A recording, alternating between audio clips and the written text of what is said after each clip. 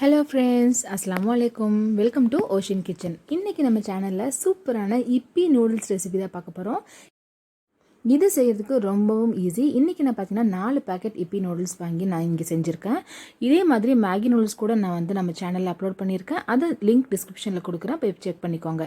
இப்போ வாங்க நம்ம வீடியோக்குள்ளே போகலாம்.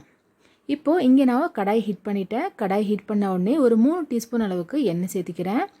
எண்ணெய் சேர்த்தினதுக்கப்புறம் எண்ணெய் சூடானதும் 2 பெரிய வெங்காயம் சின்ன சின்ன பீஸஸாக நறுக்கி வச்சுருக்கேன். அதுவும் இது கூட போட்டு நல்லா ஃப்ரை பண்ணிக்கோங்க. இந்த எண்ணெயில் வெங்காயம் பச்சை வாசனை போகிற வரைக்கும் நல்லா வதக்கணும். அது கொஞ்சம் கலர் மாறி வரும்போது இது கூட நம்ம இஞ்சி பூண்டு விழுது சேர்த்த போகிறோம். இஞ்சி பூண்டு விழுது நான் இங்கே 1.5 டீஸ்பூன் அளவுக்கு தான் இஞ்சி பூண்டு எடுத்துருக்கேன். அதுவும் இது கூட சேர்த்து நல்லா மிக்ஸ் பண்ணி இது கூட நல்லா வதக்கிக்கோங்க. இஞ்சி பூண்டு விழுதும் இந்த வெங்காயத்தோடு சேர்ந்து நல்லா வதங்கணும். கொஞ்சம் 2 நிமிஷம் ஆனதும் இதோட கலரும் லைட்டாக மாறி வரும்.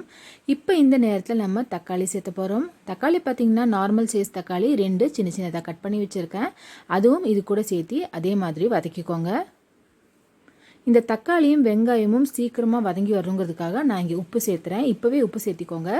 நான் இங்கே 1/2 டீஸ்பூன் அளவுக்கு உப்பு சேர்த்துறேன். உப்பு ஜாஸ்தி தேவையில்லை, ஏன்னா நம்ம இப்பியோட மசாலா சேர்த்துவோம் இல்லைங்களா, அதுலேயே உப்பு இருக்கும். அதனால் ரொம்ப கொஞ்சம் கம்மியாக சேர்த்துனா போதும். 1/2 டீஸ்பூன் அளவுக்கு சேர்த்துனாலே ஜாஸ்தி தான். போட்டு இதையும் நல்லா மிக்ஸ் பண்ணிக்கோங்க. தக்காளி வெந்து வரும்போது இந்த மாதிரி நல்லா அதை குத்தி விடுங்க. அப்போ தான் சீக்கிரமாக அந்த தக்காளியெல்லாம் வெந்து நல்லா இந்த மாதிரி கிரேவி டைப்பில் வரும். நல்லா உங்களோட ஸ்பேச்சுலாவோ இல்லை கரண்டியோ எது வச்சுருக்கீங்களோ அதை வச்சு நல்லா குத்தி விட்டுருங்க. இந்த மாதிரி டைப்பில் வரும். இப்போ பார்த்திங்கன்னா ஒரு 2-3 நிமிஷம் ஆனதும் 1 டீஸ்பூன் அளவுக்கு மிளகாத்தூள், 1 சிட்டிகை அளவுக்கு மஞ்சள் தூள், இது ரெண்டும் தான் நம்ம எக்ஸ்ட்ராவாக சேர்த்த போகிறோம். இதுவும் சேர்த்து இது கூட நல்லா மிக்ஸ் பண்ணிக்கோங்க. ஒரு 2-3 நிமிஷம் நல்லா மிக்ஸ் பண்ணிக்கோங்க. இந்த கிரேவி மாதிரி இருக்கிற இந்த டைப்பில் இதுவும் சேர்ந்து மசாலா மாதிரி ஆகும். காரம் நமக்கு எவ்வளோ தேவையோ அந்த அளவுக்கு சேர்த்துனா போதும் மிளகாய் பொடி. இப்போ இங்கே நான் பார்த்தீங்கன்னா 4 பேக்கெட் இப்பி நூடுல்ஸ் சேர்த்துருக்கேன். இந்த இப்பி நூடுல்ஸோட மசாலா இருக்குது இல்லைங்களா, அதை நான் முதல்ல உடச்சி வெளியே எடுத்துட்டேன். எடுத்தோடனே இந்த மசாலா இப்போ நம்ம ரெடி பண்ணி வச்சுருக்க மசாலாவில் இந்த ஒவ்வொரு பேக்கெட்டாக இந்த 4 பேக்கெட்டும் நம்ம இதில் போட்டுடலாம்.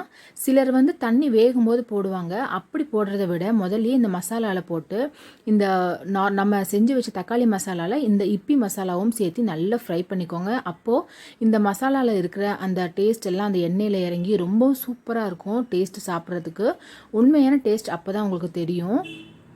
நல்லா மிக்ஸ் பண்ணிக்கோங்க.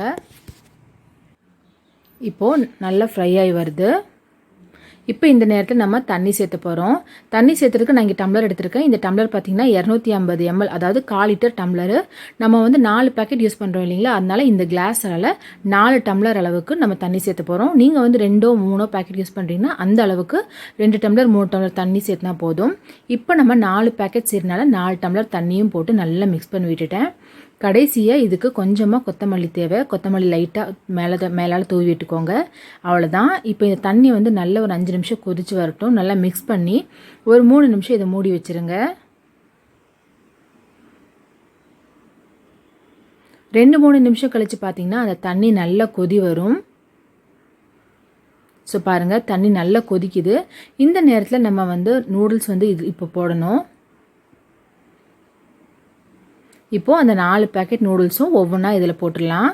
மேலே போட வேண்டாம், கொஞ்சம் தள்ளியே போடுங்க. போட்டுட்டு ஓப்பன் பண்ணி வச்சுட்டு ஒரு 2 நிமிஷம் அந்த இப்போ எல்லாமே நீங்கள் உடச்சி விட்டுருங்க.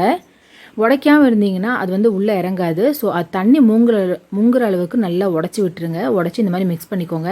இப்போ ஒரு 3 நிமிஷம் அளவுக்கு இதை மூடி வச்சுருங்க.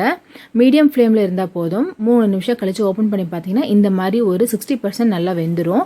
ஒரு தடவை நல்லா மிக்ஸ் பண்ணி விட்டுருங்க. உங்களுக்கு சப்போஸ் அந்த நூடுல்ஸ் நல்ல பொடியாக உடஞ்ச மாதிரி வேணும்னா நல்லா உங்களோட கரண்டி வச்சு நல்லா குத்தி விட்டுருங்க. இல்லைனா அதே மாதிரி இருந்தால் போதும்.